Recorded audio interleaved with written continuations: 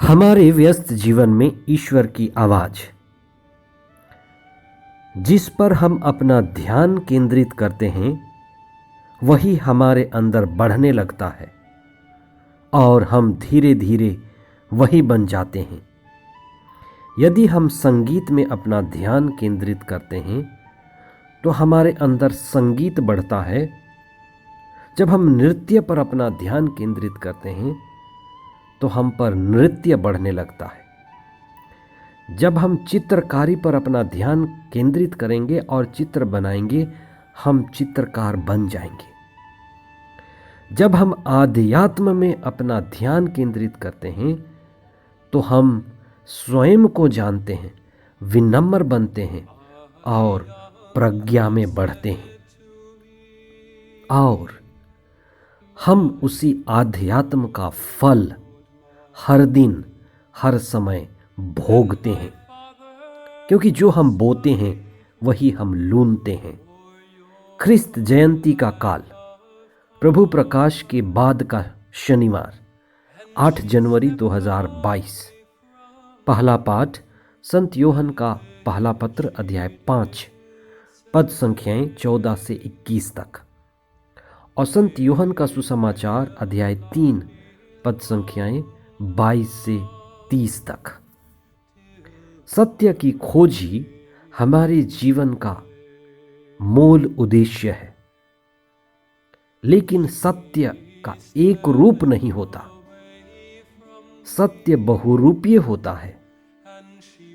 सत्य का रूप चाहे जो भी हो, सत्य को पाने के लिए पात्रता की जरूरत है, योग्यता की जरूरत होती है और वह योग्यता और पात्रता विनम्रता है।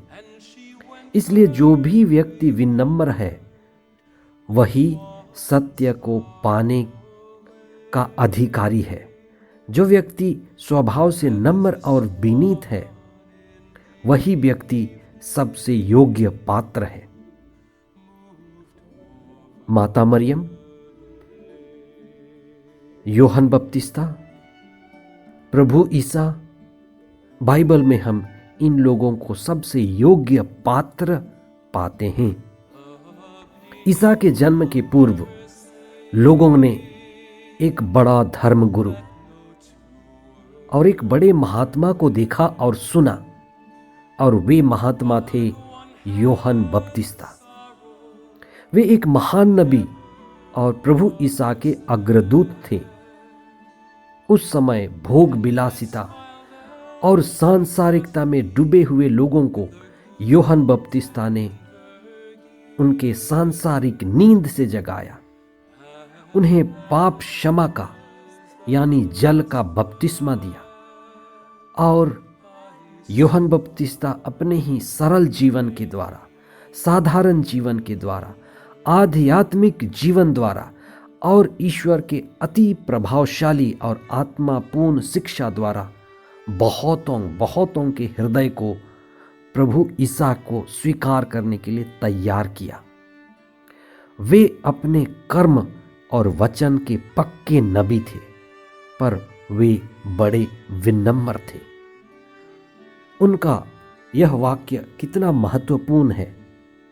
वे कहते हैं, ईसा बढ़ते जाएं, मैं घटता जाऊं।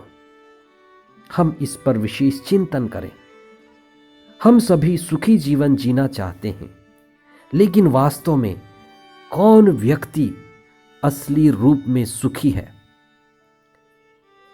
यह बात हम अवश्य समझें। विशेष करके योहन बपतिस्ता का जीवन हमें बहुत कुछ सिखाता है। उनके अनुसार वही व्यक्ति सुखी जीवन जीता है जो अपने उद्देश्य को जानता है। योहन बपतिस्ता अपने जीवन के उद्देश्य को भली भांति जानते थे और जो व्यक्ति अपने जीवन के उद्देश्य को पूरा करता है, ईश्वर की योजना और आज्ञा पूरी करने के लिए अपने आप को समर्पित करता है, वही व्यक्ति वास्तव में सुखी है। योहन बपतिस्ता ऐसा ही शक्तिशाली नबी थे जो पूर्णतः समर्पित थे और अपने उद्देश्य को पूरा करने में आनंद पाते थे। जीवन में सुखी होने का मार्ग है हम जाने कि मेरे जीवन का मूल उद्देश्य क्या है, मैं क्यों इस दुनिया में आया हूं, उसे जानकर उसे जीवन में पूरा करना ही सुखी होने के मार्ग में बढ़ना है। दूसरी बात यह कि हम सुखी तभी हो सकते हैं जब हम अपनी औकात को समझते हैं और ईश्वर की कृपा द्वारा अपनी औकात से कहीं ज्यादा के लिए सतत मेहनत करते हैं, लगातार प्रार्थना करते हैं। तब हमें पवित्र आत्मा मिलता है और पवित्र आत्मा के द्वारा हम अपने कार्य को पूरा करते हैं। दूसरों के साथ हमें तुलना करना बंद करना है। यूहन्ना बपतिस्ता ने खुद को ईसा के साथ तुलना नहीं किया, लोगों ने तुलना किया।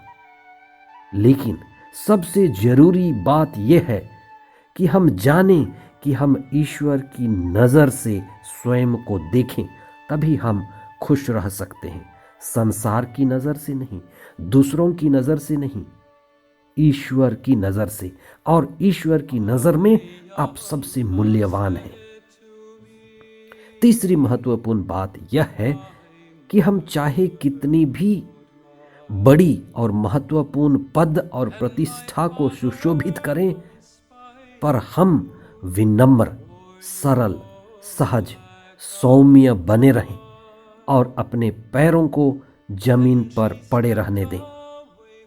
संत यूहन्ना बपतिस्ता जिसने ईसा को बपतिस्मा दिया, वह यही मनोभाव से जीता रहा कि ईसा मुझ में बढ़ते जाएं और मैं घटता जाऊं, ईश्वर मुझ में बढ़ता जाए और मैं यानी मेरा अहंकार, मेरा घमंड, मेरी अकड़ टूटती जाए और मैं प्रभु के लिए एक सुयोग्य पात्र बन सकूं।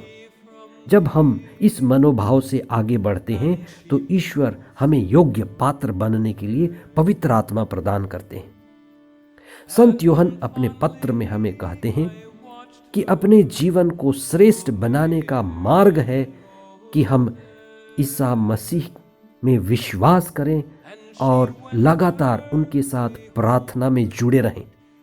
हमारी लगातार प्रार्थना में जुड़े रहना सांसारिकता और हर तरह के पाप और बुराई और झंझट और उलझन और सांसारिक जालों से हमें बचने के लिए ईश्वर पवित्र आत्मा प्रदान करता है और उसी कृपा से हम इस संसार में विजय प्राप्त करते हैं।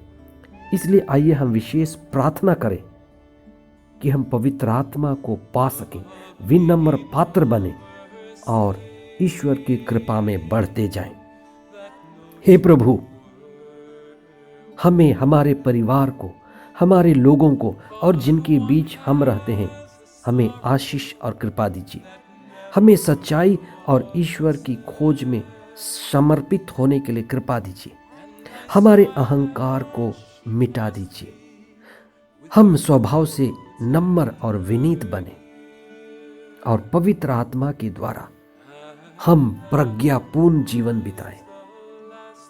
तेरे ज्ञान और वचन के मार्ग में चलते रहें। ये प्रार्थना हम करते हैं हमारे प्रभु ख्रिस्त के द्वारा।